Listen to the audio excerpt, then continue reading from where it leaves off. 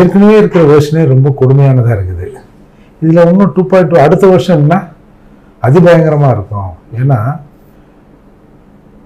கருணாநிதி வகைரா தன் வாழ்நாளில் சம்பாதித்த காசை விட குறுகிய காலத்தில் ஒரு 2 பேர் 30,000 கோடி சம்பாதிச்சுட்டு அதை எங்கே வைக்கிறதுன்னு தெரியல அப்படின்னாங்க. அப்போ கருணாநிதி, ஸ்டாலின் இது ஒரு வருஷன் வச்சுப்போம். அடுத்த வருஷன் அடுத்த ஜெனரேஷன் அந்த சூப்பர் முதல்வர். ஆமாம், அப்போ அடுத்த ஜெனரேஷன் நம்ம வெளிப்படையாக சொல்லணும், அதான் தெரிஞ்ச விஷயம் தானே. உதயநிதி, சபரீசன் அவர்கள் அடுத்த வருஷன். அப்போ இவர்கள் வாழ்நாள் ஒரு கிட்டத்தட்ட கலைஞர் ஒரு 50 வருஷமும் மினிமம் போடுவோம். 50, ஸ்டாலின் ஒரு 30, 80 வருடம் இவர்கள் சம்பாதித்ததை விட குறுகிய காலத்துல இவங்க சம்பாதிச்சாங்க அடுத்த வருஷம். அப்போ இந்த வருஷம் அது அடுத்த வருஷம்னா இந்த வருஷம் அது 2.2.